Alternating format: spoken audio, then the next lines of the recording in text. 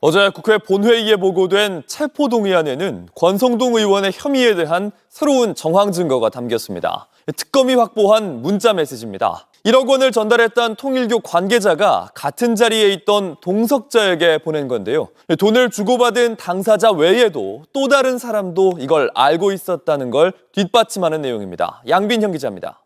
국민의힘 권성동 의원에 대한 체포동의안이 국회에 보고됐습니다. 9월 1일 정부로부터 국회의원 권성동 체포동의안이 제출되었습니다. 굳은 표정으로 자리를 지키던 권 의원은 체포동의안 보고를 듣곤 바로 본회의장을 떠났습니다. 권 의원은 통일교 측으로부터 불법 정치자금 1억 원을 받은 혐의를 받고 있습니다. 보고된 체포동의 요구서에선 권 의원의 혐의에 대한 새로운 증거 정황이 추가됐습니다. 특검은 2022년 1월 5일 서울 여의도 최고급 중식당에서 전 통일교 세계본부장 윤영호가 1억 원을 전달했다며 기존에 나온 정황에 더해 윤영호가 그 만남에 동석했던 사람에게 발송한 메시지 내역을 종합하면 피의자 권성동 의원의 혐의가 인정된다고 적었습니다. 실제로 여의도 중식당 그 자리엔 통일교 윤 씨와 권 의원 그리고 다른 두 사람이 동석했습니다. 윤정로 당시 세계일보 부회장과 김철수 적십자사 회장입니다. 지금까지 두 사람은 권 의원이 돈을 받은 사실을 몰랐으며 돈이 전달된 시점엔 잠시 자리를 비웠다고 진술했습니다. 하지만 특검의 체포동의 요구서를 통해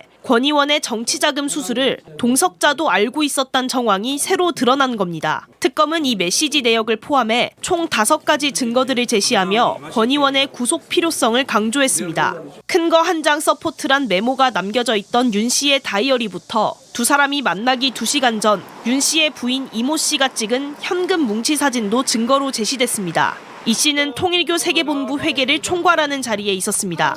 JTBC 양빈현입니다.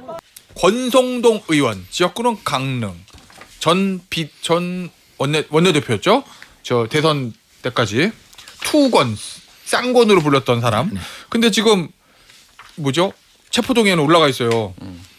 결국 뭐 통과야 뭐 이건 뭐 기정사실이고 의석수 자체가 국민의힘이 어떤 선택을 할 것인가를 좀 관심 있게 보시더라고요.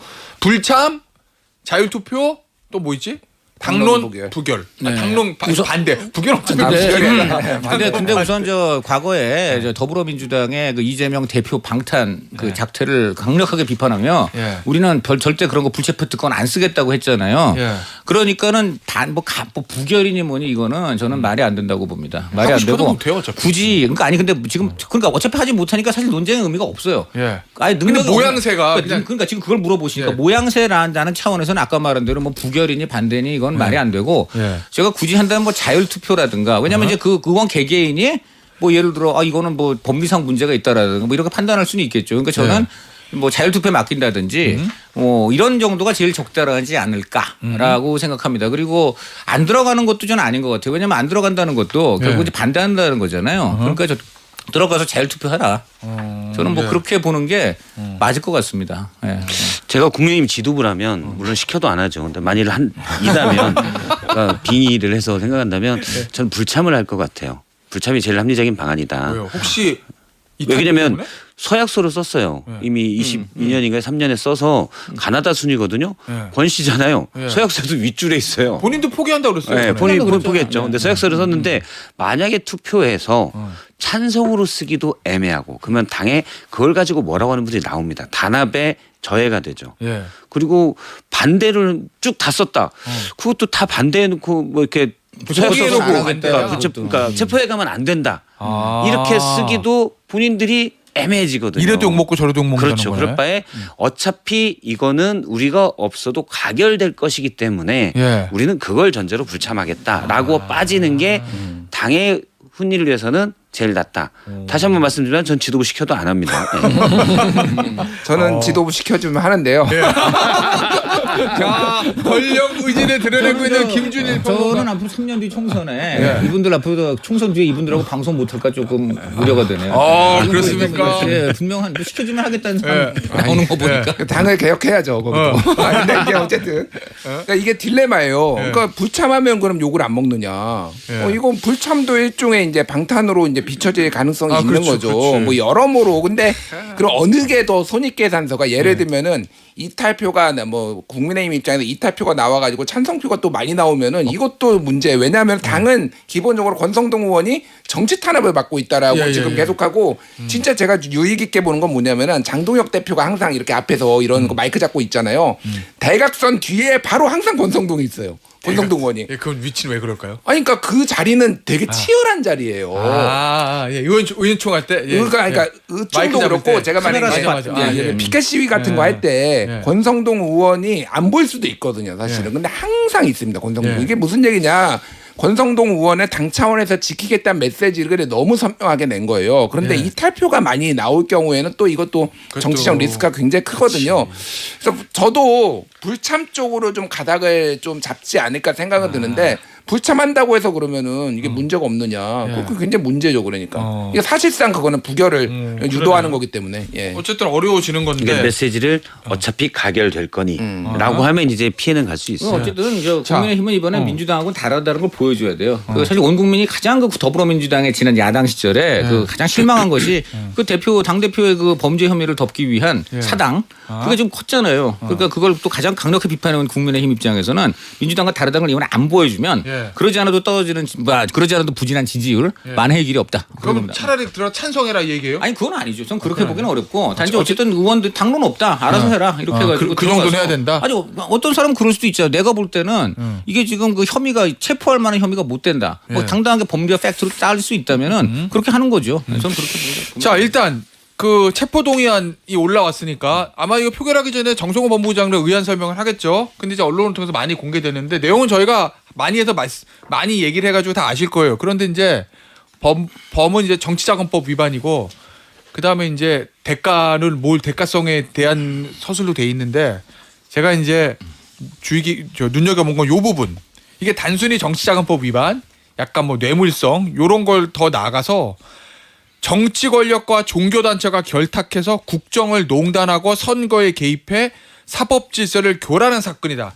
사건 자체를 이렇게 규정을 했어요, 특검이.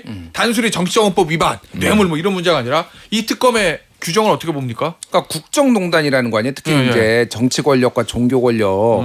그러니까 이게 스케일이 크다라는 거예요. 국민의힘이 왜 권성동 의원을 개인 비리로 딱 선을 긋지 않고 이렇게 전체 당 차원에서 이렇게 지키겠다 방탄을 하는 이유가 지금 특검이 구속영장에서는 1억 원 받은 것만 적시를 했잖아요. 그러니까 지금. 그런데 지금까지 수사한 과정들을 보면 그 이후에 2022년 1월 5일에 1억 원을 받은 걸로 지금 혐의가 있고 2월과 3월에 한학자 총재 통일교 한학자 총재 찾아가가지고 절한 것까지는 권성동 의원도 인정을 했는데 쇼핑백 받아왔다라는 거잖아요. 두 번에 그 특검이 보기엔 그래요. 그런 증언도 나오고 있어요. 그러면은 그 돈은 어디 갔냐? 그게 뭐 여러 번 얘기했지만은 그 쇼핑백 하나에 최대 5억 원까지 들어가요. 그러면 두 번 대선 전에 받은 거는 이거는 캠프에 들어갔을 가능성. 대선 후에는 이건 당선 축하금이고 3월 22일 날 지금 받았고 그날 윤영우와 윤석열 당선인의 면담이 그날 즉각 이루어졌다라는 거 아니에요. 그거는 그러면은 이거는 누가 먹은 거냐 도대체. 그러니까 이거를 당 차원에서 굉장히 위기예요 사실은. 이거는 예전에 차떼기 수사 2004년에 있었던 거의 그 수준으로 번질 가능성이 있기 때문에. 단순히 예를 들면 권성동 의원 개인의 개인 비리가 아니라 당 차원의 대선 자금 문제로 번질 수도 있다 이 얘기인 거잖아요. 저는 그렇게 보고 있고요. 그래서 이게 추가 수사가 이 필요한 상황이라고 특검이 얘기를 한 이유가 거기 있는 거예요. 그러니까 1억 원 그래 구속을 해야 되는 이유가 구속해가지고 거기까지 우리가 보겠다라는 게 특검의 입장이기 때문에 당 차원에서는 굉장한 딜레마죠. 사실은 선거 보조금 다 400억 원 정도 토해내야 되는 상황이 올 수도 있고 여러모로 굉장히 어려워질 거예요. 그러니까. 그래서 그러면 특검이 저는 왜 그 말씀을 그게 제 귀를 잡았냐면 여기 보면은 영장에 보면 뭐 청탁에 대해서 적극 정부 조직 및 예산으로 적극 지원 그다음에 통일교에 대한 수사 개시 정보를 먼저 입수하자 이를 통일교 누설하기까지 이르렀다. 이 대가관계 얘기가 나오거든요.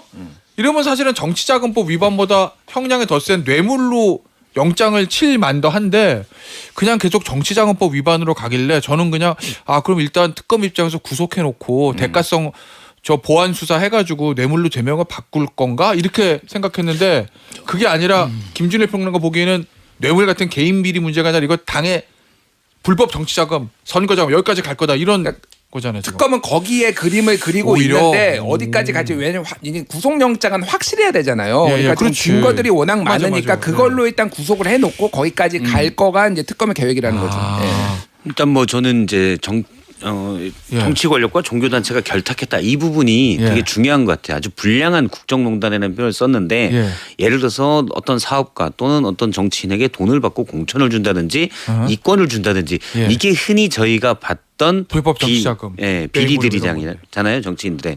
근데 이걸 넘어서 종교 단체가 개입됐다라고 하면 저는 종교 단체의 행동력에 주목할 필요가 있죠. 지난 국민의힘 책임당원이 약 75만 원이고 지난 전당대회에 투표한 사람들이 약 35만 명입니다. 통일교가 30만 명 정도 있다고 알려져 있어요. 예. 국내에만. 예. 해외까지 합치면 훨씬 많죠. 자, 이분들이 그러면 정말 아주 조직적으로 이미 윤영호 본부장의 문자에는 기존 당원 2만여 명, 신규 당원 1만 1천여 명 해서 3만 명 이상이 당원에 가입됐다고 나와 있어요. 그걸 이제 확인하려다 못했죠. 그런데 이분들이 만약 정말 조직적으로 정당에 개입해서 한다. 그러니까 일반 뭐 민주노총이나 예를 들어 다른 노총에서 하는 것도 내린다고 해서 이분들이 다 하진 않습니다. 민주노총 지도부가 조합원들에게 민주노총 조합원도 엄청 많죠. 누구 찍어라. 안 들어요. 예. 각 조합원들이 자기에 맞게 판단해서 하는 겁니다. 그런데 이건 종교단체는 특히 사이비성이 있다고 판단된 거는 좀 더 교주에게 맹목적으로 하는 분들이 많잖아요. 예. 그러면 조직적으로 움직인다? 그럼 대한민국 정치를 그냥 다 뒤흔들 수가 있어요. 전당대회 본인들이 원하는 후보 다 만들 수가 있고 그게 그 위험성이어서 특검이 체포동의안에 불량한 국정농단이다. 종교단체까지. 예. 그러면 우리 박 실장 보기에 뭐 이런 류의 사건들 뭐 돈 받고 불법 정치자금 받고 대가로 뭐 해주고 뇌물성 사건들 많잖아요. 예. 그럼 이게 한 개인이나 뭐 회사나 그다음에 한 이익단체나 거기서부터 받은 거에 비해서 공여자가 종교단체인 게 훨씬 위험성이 크고 그렇죠. 훨씬 불량하다. 저는 그렇게 봅니다. 이거는 정당 정치 자체를 예. 그러니까 민주주의라고 하면 그 맨 대의민주주의 위에는 정당이 있는 거잖아요. 정당에서 그런 정치 활동을 하는데 정당을 심각하게 오염시키고 훼손시킬 수 있는 행위죠. 그럼 민주주의의 기본이 흔들리는 거예요. 예. 제가 볼 때는 근데 물론 여러 가지 그 의혹은 갈 수 있겠지만 보통 이렇게 지금 그 해당 사건을 굉장히 거창해요. 정치 권력, 종교단체 결탁해서 국정을 농단하고 선거에 개입하여 사법 질서를 교란했다라는데 말 하나하나가 엄청난 것도 아니에요.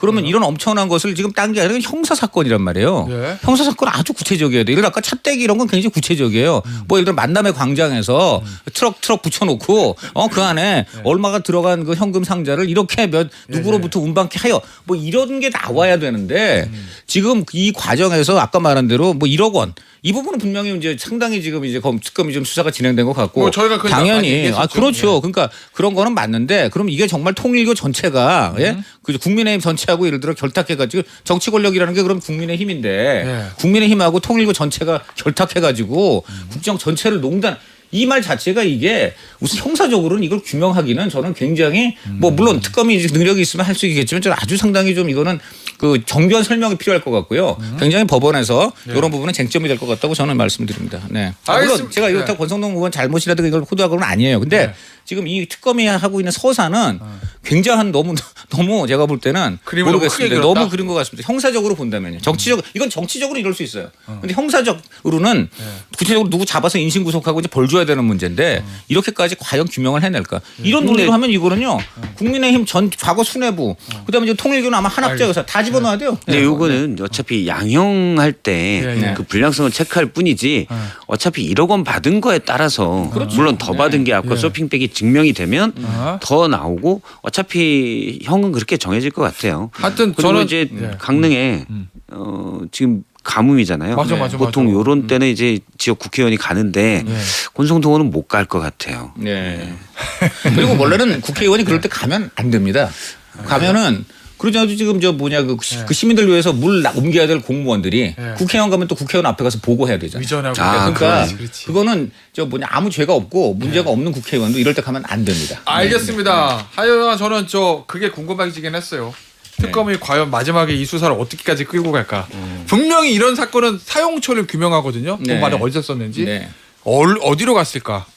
거기에 따라서 좀 파장이 좀 있겠죠. 권성동 의원 체포동의안이 이제 국회에 보고가 됐습니다. 그 통일교 측으로부터 이제 뇌물을 받았다라고 하는 혐의로 지금 이제 특검 쪽으로부터 수사를 받고 있는 상황에서 이제 표결에 이제 넘어가게 되는 상황이고, 정치 권력과 종교 권력의 뭐 결탁 아니냐 뭐 이제 여러 가지가 있는데, 뭐 이 사실은 사실 그동안 보도가 많이 알려졌고, 본인은 불체포 특권 포기하겠다, 그러니까 회기 중 아니면 뭐 가겠다라고는 하는데, 어쨌든 이 표결 어떻게 될 거냐, 특히 장동혁 대표가 어떤 리더십을 여기서 보여줄 거냐, 이게 사실은 귀추가 주목되거든요.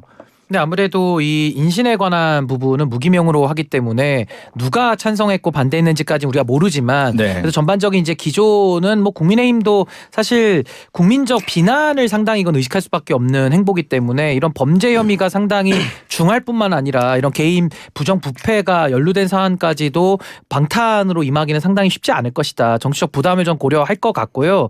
권성동 의원 같은 경우는 원조 윤핵관 출신이기도 하고 본인이 또 검찰 출신이다 보니까 그동안에 이런 수사를 제대로 받아본 적이 없어요. 그래서 네. 이번에 특검에 의한 수사가 아마 제대로 된 수사를 정말 받는 그런 첫 번째 케이스가 되지 않을까 싶고, 이 통일교와 국민의힘의 유착이라는 정말 전대미문의 이런 사건 속에 가장 핵심에 있는 인물이 권성동 의원이거든요. 네. 저는 지금 뭐 오고 간 금품들이나 또 정당을 통일교에서 사실상 접수하기 위한 여러 가지 행동들, 여기에 대한 죄질이 너무 무거울 뿐만 아니라 최근에 그 택배기사님을 통해서 그 증거인멸을 하고자 했던 그 권성동 의원 측의 녹취가 이미 공개가 된 바가 있어서 저는 뭐 구속영장 발부는 거의 뭐 확실하다라는 생각이 듭니다. 그러면 장동혁 대표는 오늘 정청래 대표 연설도 있고 하니까 어쨌든 당론으로 반대한다로 갈 거다, 아니면 자유투표에 맡길 거다, 어느 저는 쪽으로 뭐 보세요? 자유투표로 가서 그냥 다 파란불로 가결시키는 걸로. 비록 장동혁 대표라도 예. 그것은 자유당론으로 할 것 같다. 아니, 그래야 뭐 서로가 뭐 모양이 좋겠다라는 생각을 하지 않을까 싶습니다. 저는 이게 자유투표로 갈 것 같은데, 네. 자유투표로 가게 되면 두 가지 안에서 국민의힘 의원들이 내적 갈등을 겪을 것 같아요. 하나는 말씀하신 여론의 시선이라고 하는 정적 부담, 또 하나는 권성동 의원이 출석할 때 뭐라고 얘기했냐면 이 수사가 당의 뿌리를 흔든다고 했어요. 근데 그러면 이 얘기 무슨 얘기냐면 국민의힘 의원들이 실제로 내란 특검과 김건희 특검을 바라보는 위기감 같은 것들이 말하자면 찬반에 반영될 수 있다. 그래서 나는 권성동의 개인 비리에 옹호하는 게 아니라 이 수사가 진짜로 우리 당의 뿌리를 흔드는 어떤 대까지 들어올 수 있다. 이 점에서의 어떤 반란, 뭐 집결, 뭐 이런 것들을 지켜보는 게 포인트가 아닐까 근데 싶습니다. 그게 반란에 큰 의미가 없는 게 이미 부결표를 던져도 그렇죠. 어차피 가결은 상수기 때문에 만약에 반란표를 던져서 그걸 막을 수 있다면은 뭐 정치적 부담까지 감수하면서 이제 부결을 할 수 있겠지만은 지금은 이제 통과가 유력한 상황에서는 뭐 반란표도 큰 의미는 없다. 큰 의미는 없다. 예, 실효성이 없습니다. 통과는 지금. 유력이 아니라 이제 시간 문제죠. 100%죠. 네. 이런 상황에서 근데 사실 권성동 의원은 예전에 강원레드 채용 비리 의혹 사건에서는 무혐의를 받았습니다. 네. 그래서 엄청난 피해가기 기술을 보여주죠. 어쨌든 뭐 그거는 이제 보기에 따라 다르지만 그건 수사를 저의- 받으신 적이 있고 문재인 그 정부 사건을 당시에 보도했던 저희의 시각입니다. 네, 무혐의 받은 적이 있다라는 거고, 오늘 그런 상황에서 권성동 의원이 이제 또 필리핀 차관 사업과 관련해서 다소 부적절한 행태가 있는 거 아니냐라는 보도가 있었고, 이걸 또 이재명 대통령이 콕 집어서 이렇게 뭐 카톡으로 보내는 장면도 보도가 됐다고 하는데, 마침 이 기사를 보도하신 김한 기자님 나와 계십니다. 네, 무슨 내용인가요? 그러니까 이게 저희 팀에서 보도를 한 내용인데, 이제 그 윤석열 정부 들어서 EDCF 예산이 굉장히 늘었습니다. 그러니까 공적 원조 개발을 많이 하겠다는 게 윤석열의 의지였는데, 그 과정에서 지금 뭐 캄보디아 ODA 이런 것들이 문제가 되고 있는데, 저희가 이제 취재를 하는 과정에서 필리핀에 한 7천억 규모의 교량 사업, 다리를 저어주는 사업이 있는데, 이 사업을 이제 필리핀 정부가 보통 이런 차관 신청을 할 때 정부 간에 사전 협의를 합니다. 네. 근데 사전 협의 없이 신청서를 보낸 거예요. 그러니까 기재부가 그럼에도 불구하고 이제 필리핀이 중요한 공적 개발 원조를 하는 국가이기 때문에 검토를 합니다. 그래서 검토를 해서 한 3개월 정도 검토를 해요. 네. 그래서 최종적으로 지원 불가 판정을 내렸습니다. 그게 2024년 2월 달의 일입니다. 24년 2월. 네. 네. 근데 24년 2월 달에 권성동 의원이 직접 최상목 경제부총리를 접촉합니다. 그래서 이 사업을 지원을 좀 해주면 안 되냐. 이 사업을 하게 되면 대우건설이랑 삼부토건이 들어올 거다. 이렇게 이제 언급을 했다고 해요. 삼부토건이요? 네, 삼부토건. 네. 그 삼부토건입니다. 네. 그래서 기획재정부가 다시 알아봅니다. 대우건설에 이 사업을 그러니까 기획조정부가 이 사업이 불가하다고 판단한 논리 3개는 뭐냐면 이 사업이 현실적으로 가능하지가 않다. 필리핀의 도로교통 시스템을 감안했을 때. 두 번째, 이 사업을 필리핀에서 주관해야 하는 업체가 투명하지가 않다. 부정부패 연루기업이다. 그다음 세 번째, 필리핀에 이미 공적개발 원조를 많이 해주고 있기 때문에 이 사업을 해주고 안 해주고가 한국과 필리핀의 외교관계에 큰 영향은 없을 거다. 그렇기 때문에 우리는 지원 불가다. 이렇게 판단을 한 거거든요. 근데 이제 여기에 대우건설이 하겠다고 권성동에 설명을 하니까 기재부에서 대우건설이 문의를 합니다. 니네 정말 이걸 할 거냐? 근데 대우건설이 우리는 계획이 없다. 라고 답변을 합니다. 네. 그리고 삼부토건에 실제 이 사업을 추진하는 그러니까 뭐 브로커라고 불러야 될까요? 관계인이라고 불러야 될지 모르는 사람이 삼부토건에 찾아갑니다. 네. 그래서 삼부토건에 이런 거를 정부에서 지원을 받아서 할 건데 들어와라 이 사업에 라고 해요. 근데 삼부는 이미 그때 그런 사업에 들어갈 여력이 없는 회사였습니다. 네. 그러니까 이 실체가 없는 거죠. 근데 그럼에도 불구하고 윤핵관 중에 윤핵관인 권성동 의원이 부탁을 하니 기재부가 소출입은행에 다시 이 사업을 가서 필리핀에 가서 면담을 하고 와라 이렇게 지시를 합니다. 아, 현지 답사를 한번 가봐라. 네. 네. 그래서 필리핀 면담을 하고 돌아와서도 최종적으로 지원 불가예요. 결론은. 그러니까 권성동 의원이 이때 어떡하냐. 최상목 경제부총리를 다시 접촉하고 네. 기재부 관계자들을 방으로 불러들입니다. 그 의원실로. 네. 근데 권성동은 해당 상임위가 아니에요. 그러니까 네. 이거를 불러들일 권한이 사실 없습니다. 근데 불러들여서 권성동이 오늘 본인이 인정했는데 뭐라고 얘기를 했냐면 이건 니네가 그 가서 일본이나 주라고 했냐. 이건 외교적인 결례다. 외교 문제가 될 수 있다. 이렇게 강하게 압박을 합니다. 그리고 재차 최상목을 접촉합니다. 그래서 이 사업을 해주려고 합니다. 그러니까 결국 어떻게 되냐. 이게 이제 한 7천억 규모대의 사업이었는데 기재부가 그러면 사업을 줄여. 한 1,500억대 규모에서 이거를 사업을 한번 타당성 보고서를 다시 갖고 와. 네. 근데 기재부가 그렇게 발주하는 타당성 보고서는 한 95% 정도는 실제 사업 추진이 돼요. 그러니까 사업 전 단계라고 보시면 돼요. 네. 그렇게 되는데 문제는 뭐냐면 이미 2024년 2월 달에 사업 불가 판정을 내릴 때 사업을 축소해도 의미가 없다.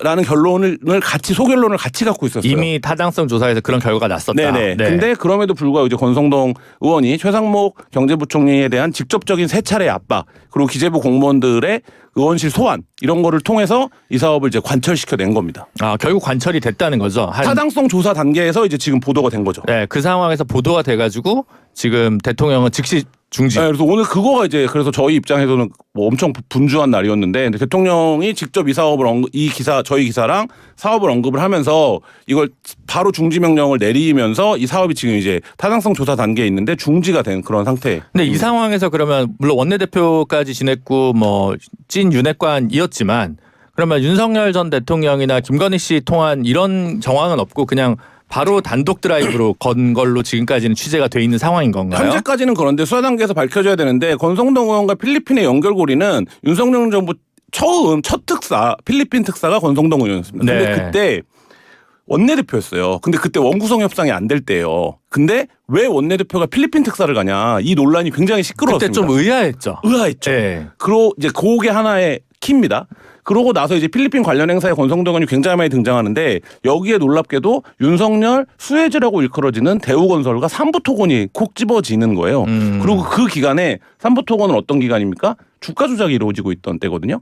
그렇다라고 하면 요 관계를 전체적으로 규명할 필요가 있고 EDCF 사업이라는 게 연간 신규로 2조, 운영액까지 따지면 연간 4조가 넘는 규모인데 네. 사실 국내에서 아무도 모릅니다. 이 돈이 어떻게 집행되는지, 누구를 통해서 얼마가 가는 건지 이런 걸 거의 모르고 저희가 이번에 EDCF 관련해서 처음으로 정부 사이드에서 이제 어느 나라에 지원하고 있는지를 받았는데 벨리즈라는 나라에도 지원을 합니다. 벨리즈 아십니까? 벨리즈라는 나라가 있다는 건 다 알죠. 알아요? 네. 난 몰랐어요. 아, 네. 여기가 인구 40만에 네. ม็식코만에 있는 아주 작은 소국인데 네. 이 나라에 대한 인지도가 있는 이유는 여기가 전 세계에서 가장 유명한 조세 해피초 중에 그쵸, 하나이기 텍세븐이죠. 때문입니다. 네. 근데 여기에 윤석열 정부에서 최초로 100억의 공적 자원 100억이요? 100억이요. 공적 자금이 나가는데 네. 문제는 이렇게 국가가 추가되고 금액이 정해지면 심의 과정에 대한 뭔가 절차적인 근거들이 남아 있어야 되잖아요. 그렇죠. 네. 그런 부분들이 지금 전혀 없습니다. 확인이 안 되고 있어요. 벨리즈 출장 한번 가셔야겠네요. 너무 멀더라고요. 제가 지도에서 찾아봤는데. 좋아할 줄 알았는데. 네, 저는 벨리즈를 거기서 처음 알았습니다. 그럼 이건 특검이 아니라 공수처 쪽에서 수사 대상이 될 수 있겠네요. 그러니까 뭐 공수처는 지금이라도 할 수는 있는 대상자니까 가능한데 네. 전 이걸 보면서 어떤 생각이 들었냐면 지금 다양한 게 필리핀 사건도 다 끼어 있어요. 그게 뭐냐? 건설 끼어 있죠. 또 외교 끼어 있습니다. 외교는 뭐 캄보디아, 우크라이나 우리가 다 익숙하게 지금 알고 있는 게 이제 필리핀까지 되는 건데 이 건설도 지금 뭐 서희 건설이니 뭐 삼부 토건이니 왜 이렇게 건설들이 많이 튀어나오며 거기다가 김건희 양평 고속도로 노선 조작, 노선 변경도 우리가 다 잊혀져 있잖아요. 그러니까 이런 것들 종합했을 때 권성동이라는 윤핵관 그 권력자가 사실상의 어떤 이권에 있어서 뇌물을 받은 거 아니냐라는 생각과 어떤 브로커 짓을 한 거 아니냐 이런 생각을 하기 충분하거든요. 그러니까 결국에는 캄보디아 ODA라는 거는 그 눈먼 돈을 갖다가 해먹은 거고 또 지금 이 EDCF라고 하는 이 지원 자금에 대해서도 뭔가 지금 보이지 않는 손들이 작동했는데 이게 지금 세상 앞에 드러나고 있는 이런 상황이라서 저는 뭐 공수처가 됐든 특검이 됐든 가장 엄정한 수사를 통해서 이 부분에 대한 국민들의 세금 낭비되지 않는 이 부분에 대해서는 저는 엄정한 수사가 반드시 필요하다. 책임을 물려야 된다. 근데 아직까지 이제 사업이 나간 건 아니고 타당성 조사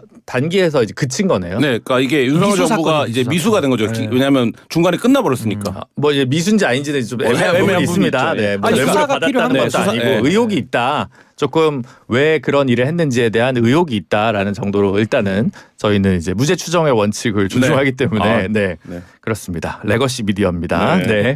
그런 상황이 있으니까 어쨌든 이 부분은 근데 어쨌든 본인이 바이라인이 있는 그러니까 이름을 올린 기사를 지금 대통령이 직접 언급을 하셨는데 김한 기자 팀에서는 지금 어떻게 오늘 굉장히 바빴습니다. 네. 여러 후속 기사들을 썼고요. 네. 그리고 이제 이게 즉각 중지 명령이 내려지는 거는 또 기사를 쓰고 나서 하루 만에 처음 겪는 일이라 굉장히 좀 바쁜 하루였습니다. 하여튼 뭐 의미 있는 보도였고 좀 뭔가 변화가 바로 일어나는 일이니까 언론인으로서도 좀 보람이 있는 게 아닌가 싶습니다. 네.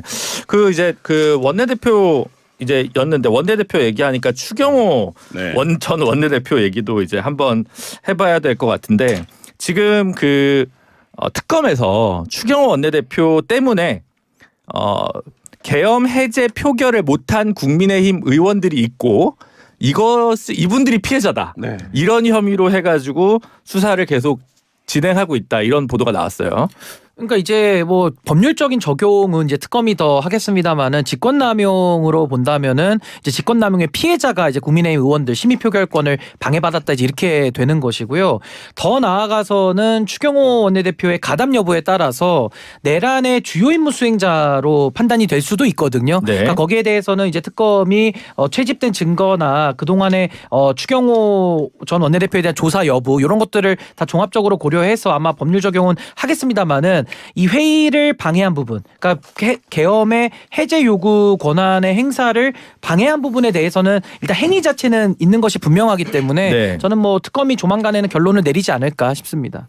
저는 근데 뭐 이 직권남용 피해자가 됐다라는 게 약간 좀 기묘한 상황이어서 이게 이제 오늘 뉴스가 되는데 법리 적용을 하면 이제 가해 피해 구도에서 그렇게 볼 수는 있지만 이게 이제 말하자면 특검 수사에서 얼마나 대단한 의미가 있는 것인가 이건 잘 모르겠습니다. 네, 실제로 여기 관련해서 이제 뭐 한동훈 전 대표라든가 물론 이제 그분은 국회의원이 아니었기 때문에 뭐 하지만 참고인 조사 요청 받았는데 응하지 않는 것 같고 김용태 의원 같은 경우도 응하지 않겠다고 저는 하는 그 것 부분에서 같고. 특검이 피해자다 국힘 의원들이라는 거를 포지션을 강조해 주는 건 수사에 대한 어떤 협조나 말하자면 진술을 기대하는 전략이 아닌가 수사 전략이 아닌가 이런 생각도 오늘 들었습니다. 네. 그래서 조경태 의원이랑 김혜지 의원은 참고인 신분으로 이제 출석을 했다. 이제 이런 정도로 알려져 있는데 하여튼 지금 흥미로운 법리 구성이긴 합니다.